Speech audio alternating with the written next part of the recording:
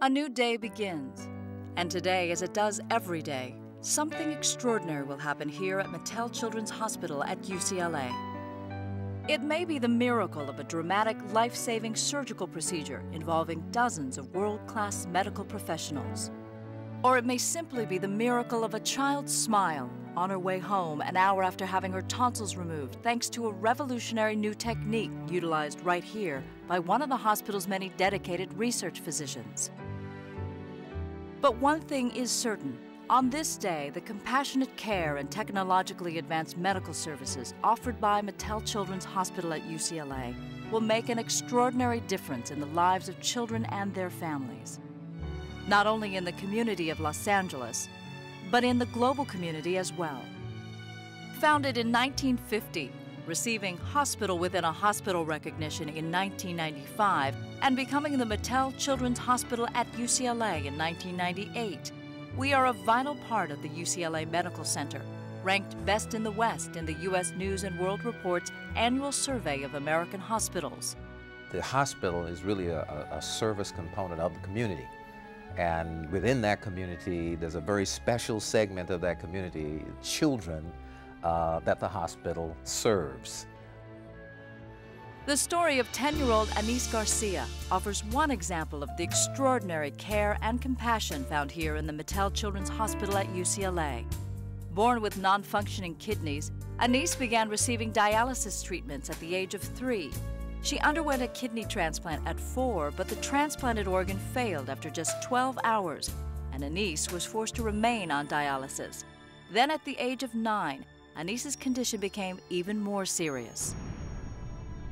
We're noticing that as time went on, she was less and less able to keep up with her peers, even on dialysis.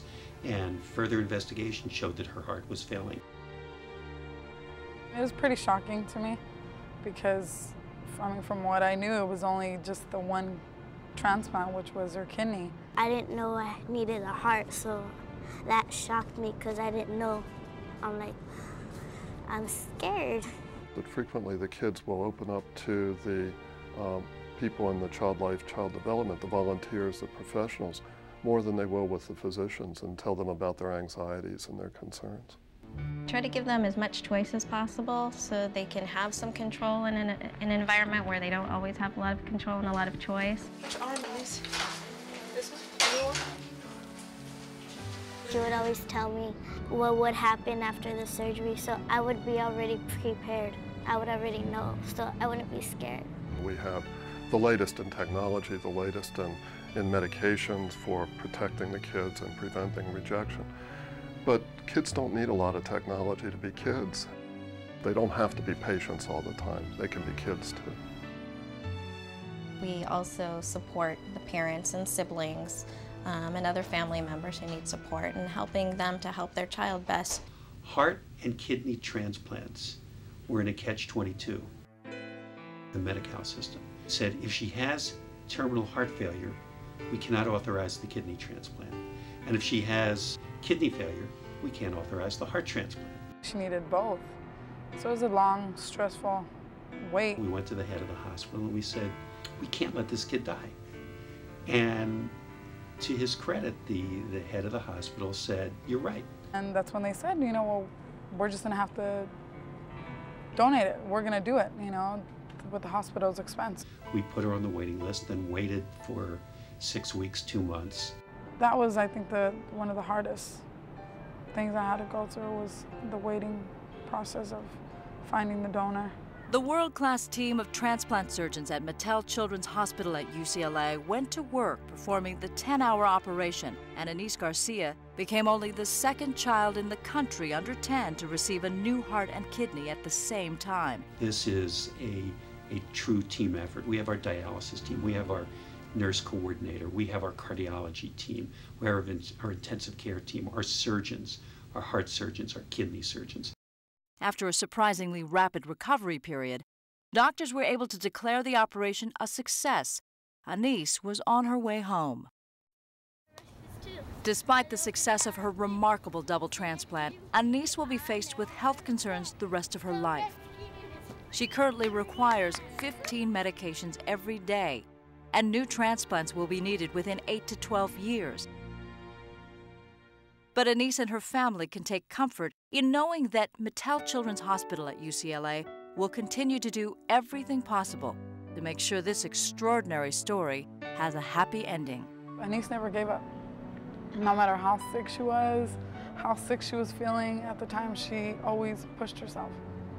I mean, and how can I feel weak when I see, my daughter being as young as she was and having all that, the motivation that she had for herself. It just pushed me, to just move forward. We're going to continue to move the boundaries of medicine and make sure that we can care for tomorrow's children and that we can do it far better than we can do it today. We've been very, very lucky, incredibly lucky, in terms of people getting behind our effort, helping to fund the research. It's important that we all get involved in participating in some way. And the way that I feel that myself and other community members can be involved and make a contribution is by supporting the activities of the hospital. I'm probably going to go to school for a doctor.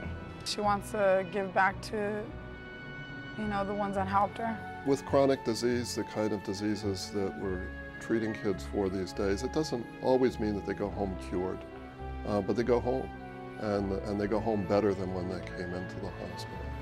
It is so gratifying to have anything at all to do with an organization that is as effective, that is as compassionate as the Mattel Children's Hospital at UCLA. It's wonderful to be able to watch their developmental process be normal. And that's our job, is to keep their development as normal as possible, to keep their maturation as normal as possible.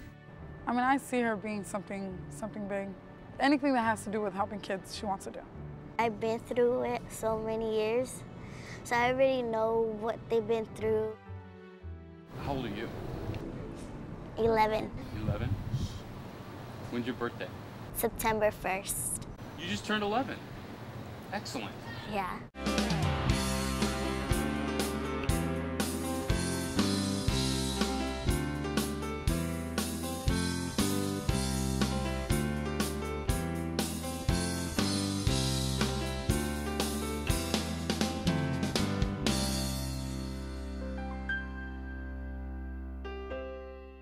The pediatric experts of the Mattel Children's Hospital at UCLA work tirelessly to bring the gifts of hope and health to children like Anise Garcia.